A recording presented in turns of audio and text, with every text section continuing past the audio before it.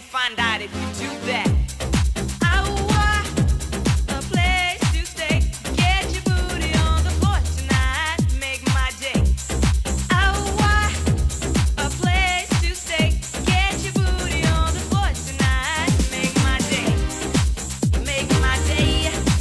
Make my day. Make my day. Make my day.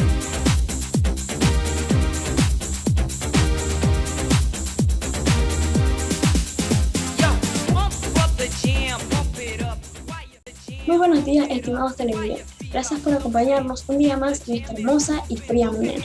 El día de hoy les vamos a hablar acerca de temas muy interesantes que a continuación mis compañeros les van a explicar. Espero que sea de su agrado. Tenemos varios segmentos como Tecnovida, que se tratará sobre circuitos eléctricos. También tenemos Culturízate, que se hablará sobre la cultura inca y sus desarrollos. Tenemos también por último Vigilab, que se tratará sobre la esclerosis lateral amiotrófica, una de las enfermedades menos conocidas pero muy dañinas. Drop it.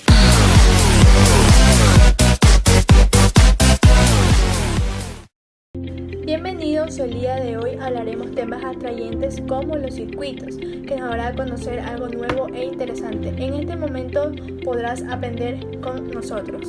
Como se le prometimos, el día de hoy les vamos a enseñar a hacer un circuito eléctrico.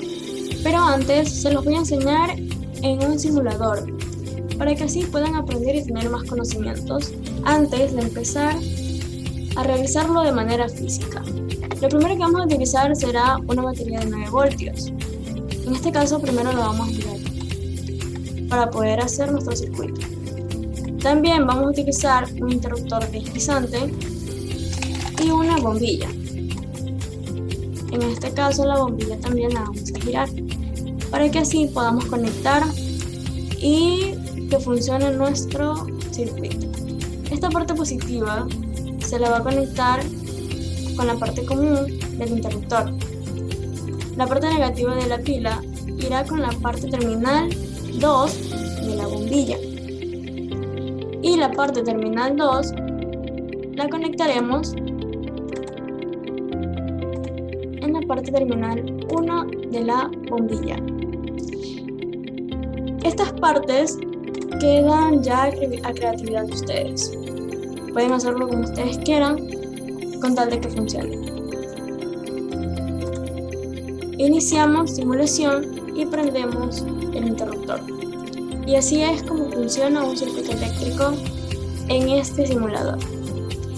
Ahora pasaremos a otro simulador que nos presentará nuestra compañera Natalia Izquierdo.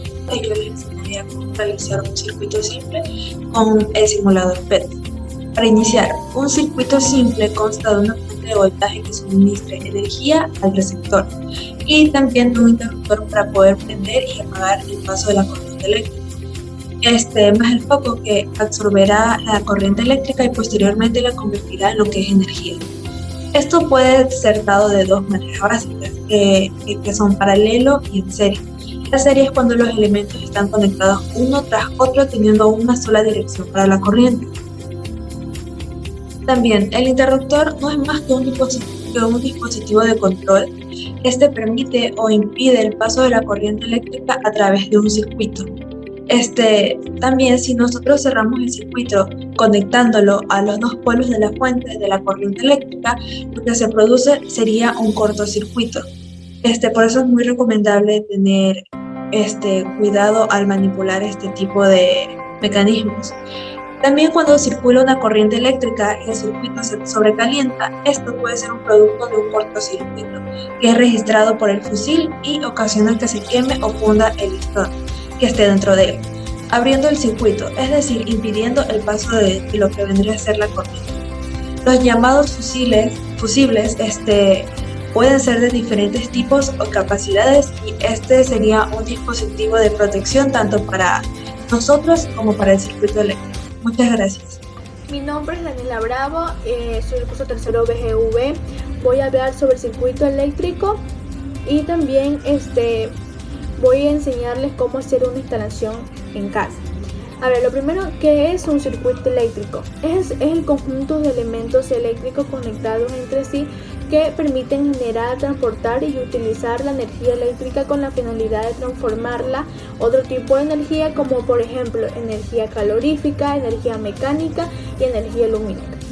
Bueno, la instalación que yo hice y lo que yo hice fue, necesité los materiales: un foco, una boquilla, un interruptor, un cable número 12, un enchufe, un cuchillo, un desarmador y un playo.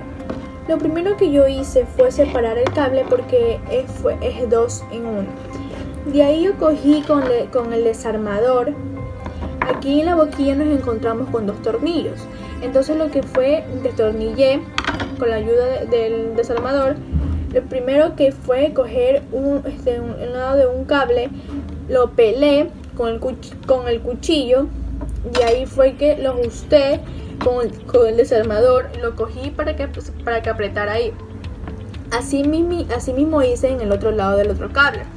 Lo que hay en un cable va directamente al enchufe. El otro va directamente al interruptor. Primero va al interruptor. También aquí nos encontramos con 2 tornillos.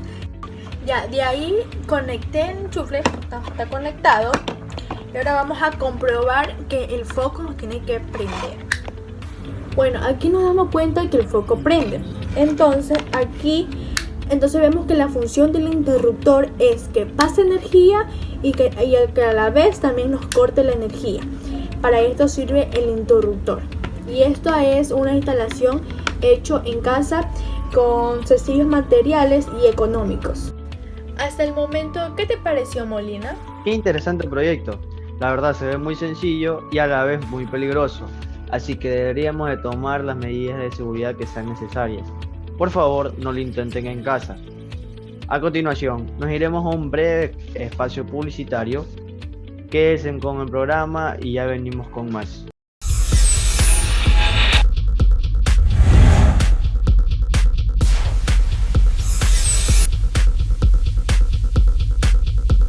Welcome to the Tecnovida Hardware Store.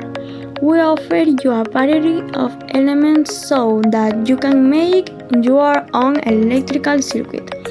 You will find materials such as single and double switch, plugs, screws, cables, lights, and others with a variety of sizes and excellent prices, so that our customer can go satisfied. Visit us, we are your best choice.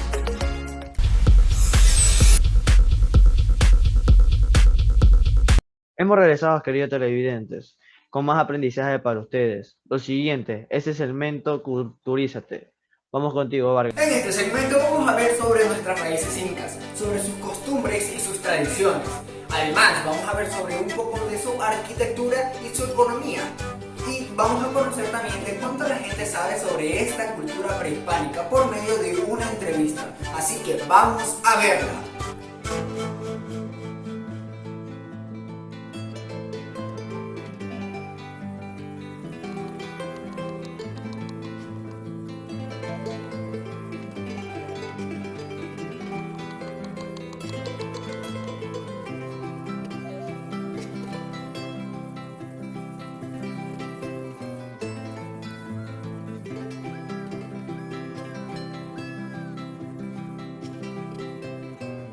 Buenos días, en esta oportunidad tenemos la presencia del servidor policial Sargento Segundo José Vargas Paz.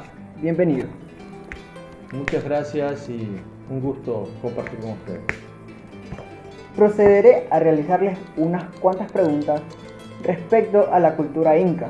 Primera pregunta, ¿qué conoce sobre la cultura inca? Gracias. Bueno, la cultura inca fue una civilización milenaria que se expandió por toda Bolivia, Chile, Ecuador y Colombia. Esta cultura inca fue la más importante del Perú, originaria del Cusco.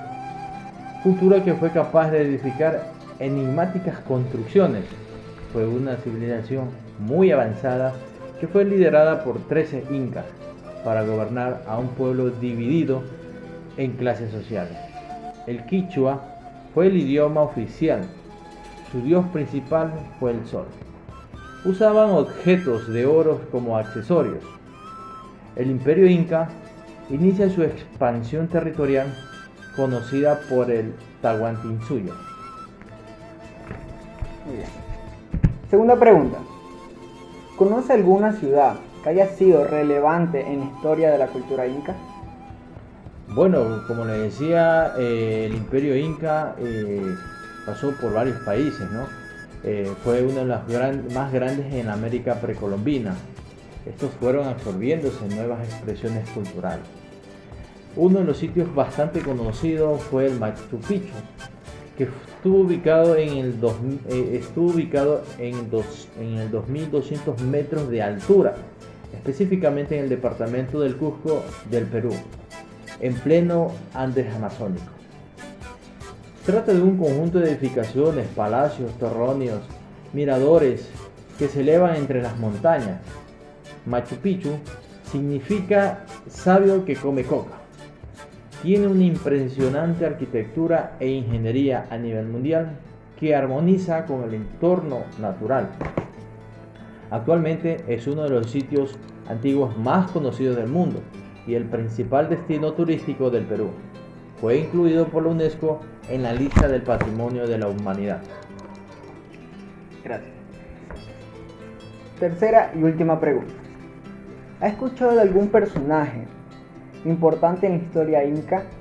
Y si lo ha escuchado, ¿nos puede dar una breve descripción?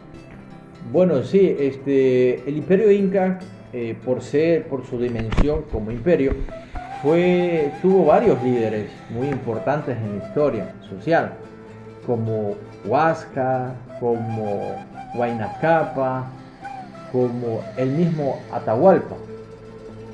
E incluso Tupac Yupanqui, del cual me voy a referir, fue un conocido inca explorador, ya que se aventuró a expediciones a todos los límites del imperio. Incluso se dice que fue quien descubrió la Oceanía. Logró la máxima expansión del territorio inca, fundó Quito en la actual Ecuador, venció a los chimus, chachapoyas, a los reinos aymaras y mar. Se dice la historia que murió envenenado por su esposa, a quien no le gustó el nombramiento de Huayna Cápac como su sucesor. Su periodo de gobierno fue más o menos desde 1478 a 1488.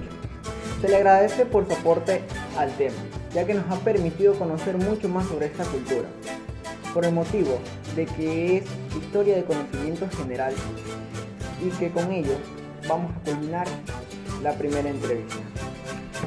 Muchas gracias. Vamos con el siguiente entrevistado.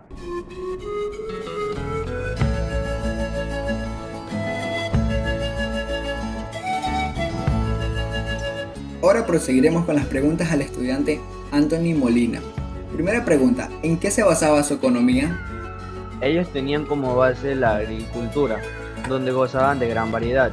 También se lucraban por la ganadería y de varias especies más. Lo más interesante de todo esto era el sistema de producción y organización que les facilitaba mucho al momento de manejar o utilizar por los tipos de ambiente en las tierras donde ellos trabajaban.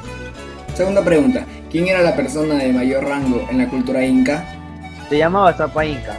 Él era aquel que tomaba las decisiones y el mando sobre todo el Tahuantinsuyo. En un rango secundario a él estaban los Suyocapos, jefes que comandaban en cada uno de los 4 suyos, donde residían y en su respectiva capital. Esperamos que este segmento les haya agradado demasiado. En lo personal, a mí me gustó mucho. Aprendí de una cultura muy interesante y bonita. Pero a continuación nos vamos a ir a una pausa publicitaria. No se vayan, se viene algo más cautivador.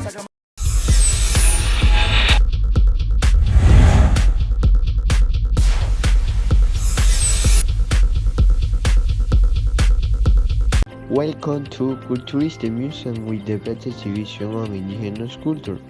We bring you all their customs, traditions, traditional foods. We bring you the best information about them, where they are located, and when you find out, you will be left with your mouth open. Come and visit us, you will be too surprised, and we desire to come every day.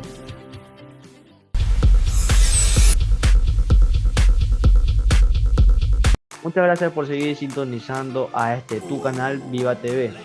A continuación, el siguiente segmento de Medilab. Vamos contigo, Izquierdo. Hoy hablaremos sobre una enfermedad catastrófica que podría llegar a ser de interés para muchos de ustedes y a su vez de gran ayuda. También veremos si hay manera de prevenirla. Veamos, para iniciar, ¿qué es la ELA? Pues esto trata sobre una enfermedad degenerativa que va afectando a varias células del cerebro, llegando hasta la médula espinal y de la médula espinal hasta los ojos. Si quieren saber más sobre este tema, quédense con nosotros a observar el siguiente video. A lo largo de la historia han existido varios científicos importantes que han aportado avances a la ciencia, por medio de hipótesis o reglas ya comprobadas, pero de todos hay un caso que es particular, el del físico teórico Stephen Hawking. Después de todo, ¿quién fue Stephen Hawking?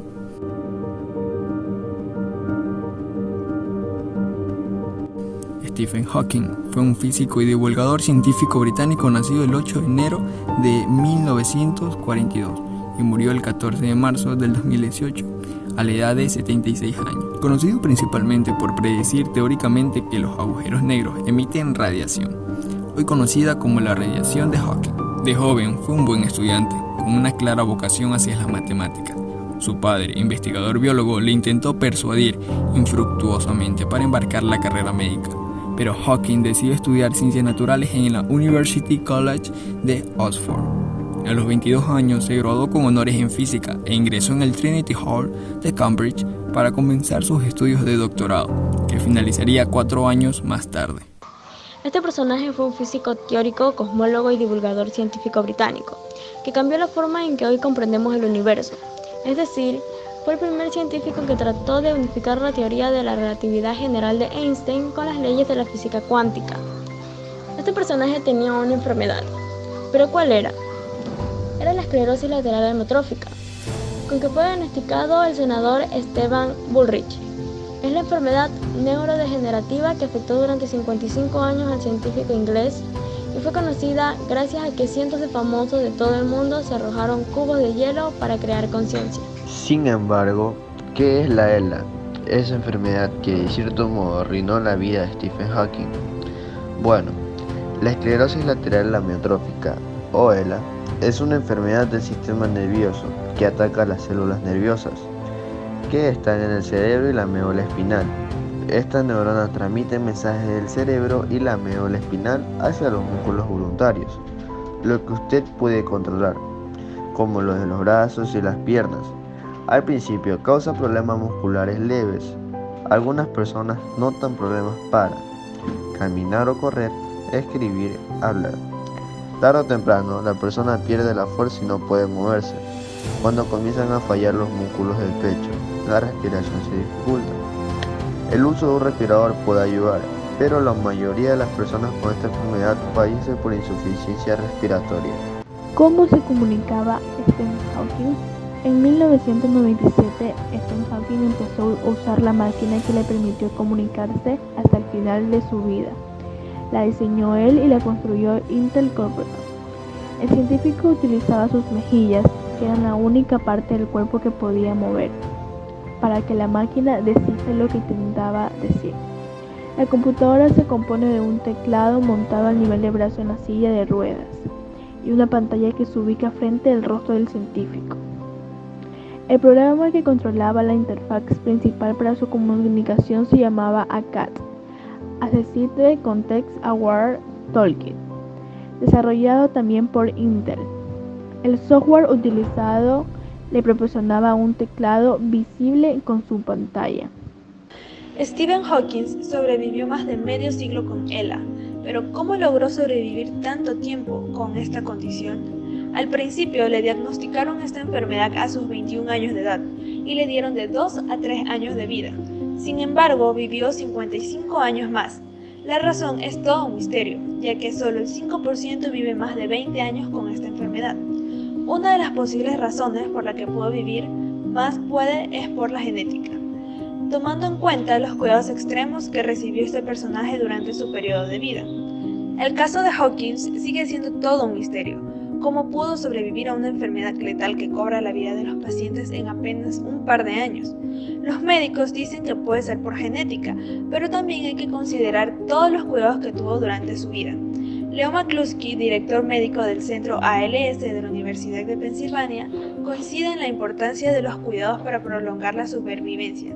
Sin embargo, afirma que el caso del físico es la biología de su forma de enfermedad neurodegenerativa, la que determina cuánto tiempo vivirá. Este falleció el 14 de marzo de 2018 y aún su caso provoca muchas interrogantes en la comunidad médica.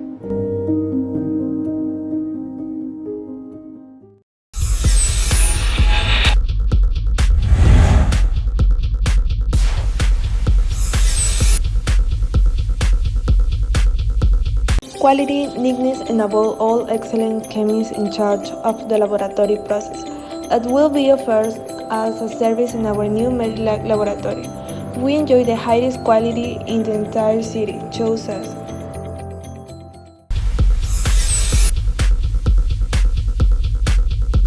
Hemos vuelto de este pequeño espacio publicitario y al parecer se nos acabó el tiempo. Esperemos que les haya gustado mucho la programación del día de hoy. No se olviden sintonizarnos el día de mañana a la misma hora por tu canal Viva TV. Así nos despedimos ya y hasta la próxima. Fue un gusto haber estado con todos ustedes. Espero que los segmentos que hayan visto les hayan agradado demasiado. Nos vamos a ver en otra ocasión con segmentos muchísimo más interesantes y diferentes para que sigan en este programa. Gracias por todo y nos vemos otro día. ¡Chao!